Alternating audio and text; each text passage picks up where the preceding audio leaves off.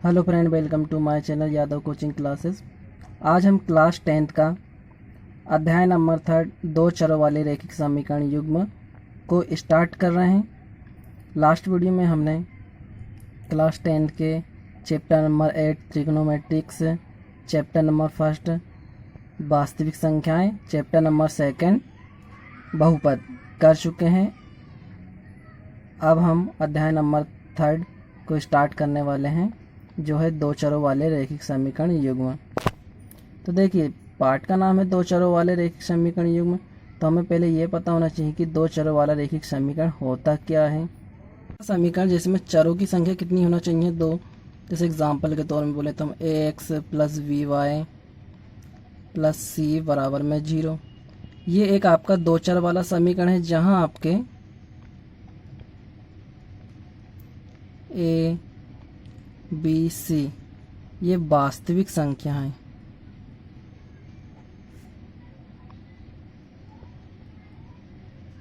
जो यहाँ A B C है, क्या है, ये वास्तविक संख्याएं हैं। और एक्स वाई क्या है, ये चर। मतलब बोला जाए तो एग्जाम्पल के तौर में एक और, तो इसका जाएगा आपको जैसे 2x plus 3y plus 2 equal to 0, जहाँ x और y क्या है आपके चर, और 2 3 2 ये क्या है आपकी वास्तविक संख्याएं। ये क्या है आपका दो चरों वाला एक रैखिक समीकरण है। ठीक, युग्म मतलब आपको यहाँ दो समीकरण की युग्म देंगे, दोनों में से आपकी वैल्यू निकालना। एक समीकरण जैसे आपका ये हो गया, सेकंड हम ले लें ये 4x प्लस 6y प्लस 8। ये दोनों समीकरण दे दिया जाए तो आपको बोलना है कि ये कौन से समीकरण है, दो समीकरण युग्म है। ये इक्वेशन नंबर फर्स्ट होगी, ये इक्वेशन नंबर सेकंड। तो इस चैप्टर में आपको जो भी पढ़ना है तो क्या पढ़ना है, दो चर वाले रैखिक समीकरण, मतलब जिसमें भी कितने चर होना चाहिए, दो। क्लियर। तो इस पर आधारित है आपका ये चैप्टर। अब हम प्रश्नावली 3.1 स्टार्ट करने वाले हैं, जिसका पहला क्वेश्चन है, आफ्ताब अपनी पुत्री से कहता है 7 वर्ष पूर्व मैं तुमसे 7 गुनी आयु का था, अब से 3 वर्ष में बाद मैं तुमसे केवल 3 गुनी आयु का रह जाऊंगा। इस स्थिति को बीजगणितीय एवं ग्राफी रूप में व्यक्त करना है। तो चलिए इसे सॉल्व करते हैं। तो इस क्वेश्चन में हमें आफ्ताब और उसकी पुत्री की आयु निकालना है, जो हमें पता नहीं है। तो हम यहाँ लिख लेंगे पहले कि माना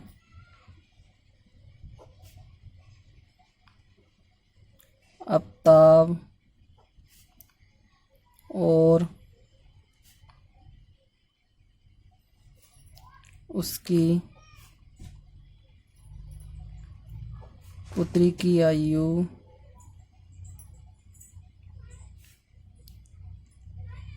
क्रमशः x वर्ष और y वर्ष है। तो हमने यहाँ मान लिया कि जो आफ्ताब की आयु x वर्ष है और उसकी पुत्री की आयु कितनी है, y वर्ष। अब इसे हमें क्या बनाना है, समीकरण में सॉल्व करना है। तो यहाँ लगाइए प्रश्नानुसार।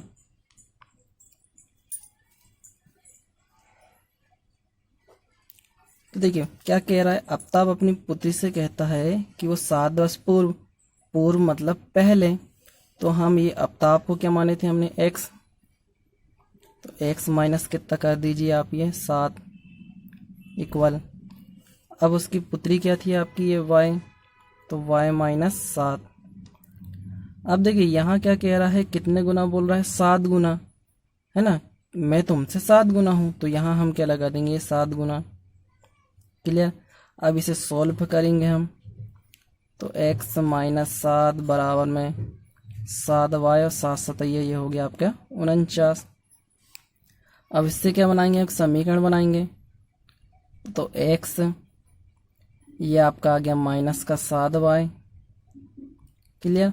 और आपका ये है माइनस का 7, और ये माइनस का, तो ये प्लस का आ गया 49 इक्वल टू 0। आप यहाँ लिख सकते हैं पक्षांतर करने पर।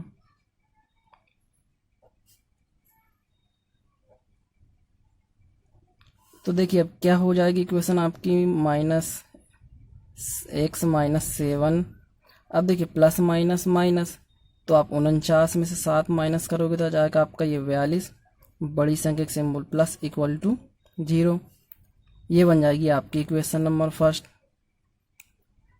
अब इसी प्रकार हम इस पे निकालेंगे, किसकी आयु निकालना है, वह हमें दूसरा समीकरण बनाना है। तो कैसे बनाएंगे देखिए, इसे यहीं बना लेते हैं हम। अब क्या बोला, 3 वर्ष बाद, मतलब तीनों में, दोनों में कितना प्लस कर देना हमें, 3। ये y में भी हमने 3 प्लस कर दिए। अब कितना गुना बोल रहा है ये, 3 गुना, तो हम यहाँ लगा देंगे 3 गुना। इसे भी सोल्व करेंगे तो x प्लस 3, 3y और 3 तर का ये हो गया 9। जैसे हम पक्षांतर करेंगे तो हमारा जाएगा x माइनस का 3y प्लस का 3 माइनस का 9 इक्वल टू 0। यहाँ लिख दीजिए पक्षांतर करने पर, तो आपका समीकरण बन जाएगा x minus 3y plus minus minus 9 में से 3 गए तो आपका ये आ गया 6, बड़ी सिंबल। ये बन गई इक्वेशन नंबर आपकी सेकंड। तो इस प्रकार आपकी इक्वेशन नंबर फर्स्ट और इक्वेशन नंबर सेकंड बन जाएगी। अब हमें क्या करना है, बोल रहा है बीजगणितीय रूप बताना है, ग्राफीय रूप। तो हम पहले इसका बीजगणितीय रूप बता देते हैं। तो इस स्थिति का बीजगणितीय रूप आपका क्या जाएगा, ये दोनों इक्वेशन लिख दीजिए, x माइनस 7y प्लस 42 बराबर में 0। सेकेंड आपकी आई x माइनस 3y माइनस का 6 बराबर में 0। अब क्या बताना हमें, ग्राफीय रूप। तो यहाँ लिख दें हम, इस स्थिति का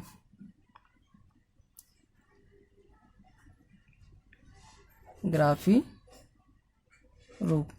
अब ग्राफीय रूप में क्या करना है, हमें समीकरण 1 लेना है, इसके 2 वैल्यू निकालना है। इसी प्रकार समीकरण 2 लेना है, इसके भी 2 वैल्यू निकालना है। इन दोनों को फाइंड करेंगे। यहाँ हम लिख लेंगे समीकरण 1 से। तो समीकरण 1 क्या है आपका, x माइनस 7y प्लस का 42 बराबर में 0। अब इसमें हमें वैल्यू निकालना, तो हम क्या करें, माइनस का 7y रहने दीजिए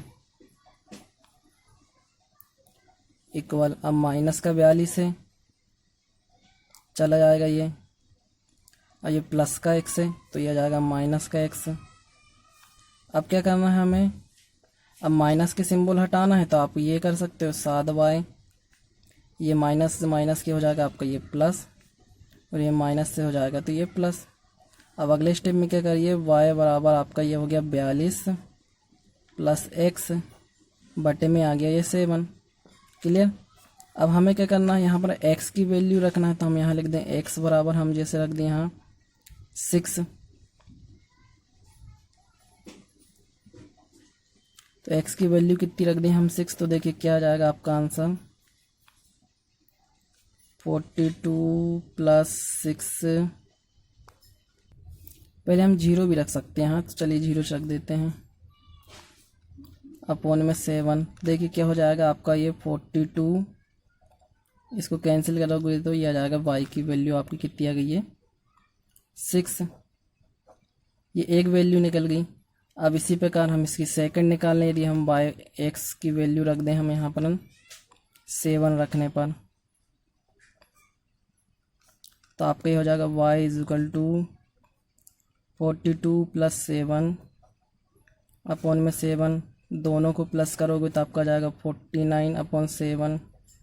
इसको कैंसिल करके 7 7 49, तो y इज इक्वल टू कितना जाएगा आपका ये 7। क्लियर। अब हमें इसकी क्या बना लेना है, सारणी। हमने कितने वैल्यू निकाले हैं 2, तो हम कॉलम कितने बना लेंगे 3।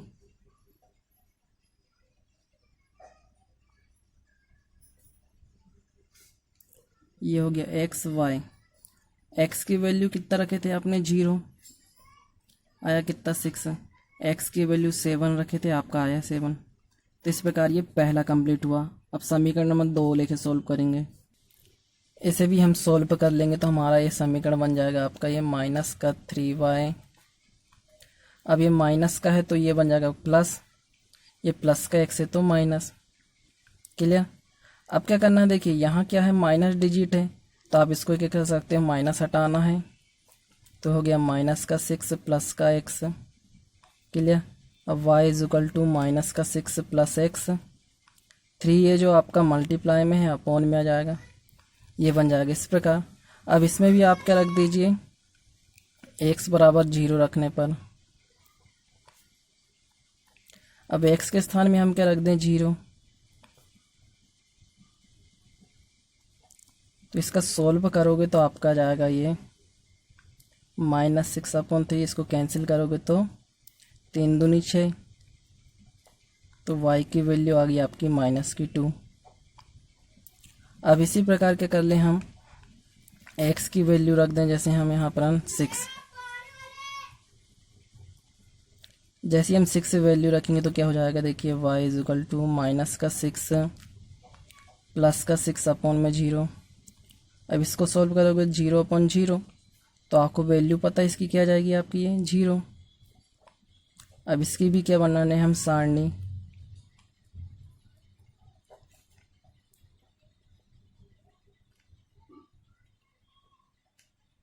ये x ये y।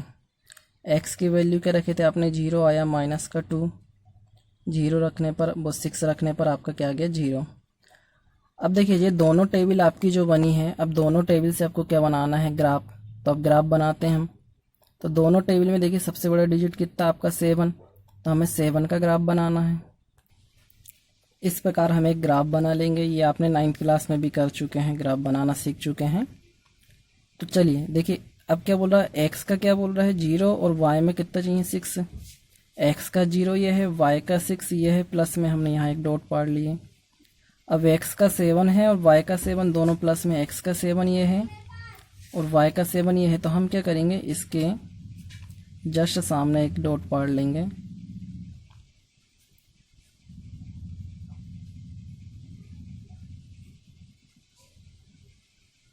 तो आपका एक डॉट ही आ गया। तो अब क्या करेंगे आप, ये डॉट से इस डॉट को मिला देंगे, तो ये आपका इक्वेशन नंबर फर्स्ट बन जाएगी। तो आपकी इक्वेशन नंबर फर्स्ट हो गई है। अब आप ये ग्राफ मिलाओगे 0 से -2, x का 0 ये है, y का -2 बोल रहा है आपका, ये आ गया पहला।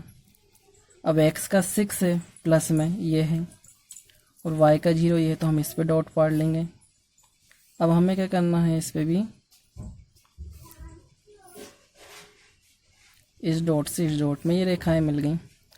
तो इस प्रकार आपके ये दोनों ग्राफ कंप्लीट हो जाएंगे। तो इस जो ये ग्राफ था, इसका आपका समीकरण क्या था आपका, x - 7y + 42 = 0। इस ग्राफ का क्या नाम था आपका, x - 3y - 6 = 0। इस प्रकार आपका ये ग्राफ होता है कंप्लीट और ये क्वेश्चन भी होता है कंप्लीट। यहाँ आप लिख सकते हैं, अतः अभीष्ट ग्राफ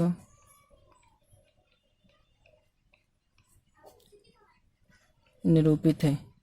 तो इस प्रकार आप ये पहला क्वेश्चन कंप्लीट कर लीजिएगा।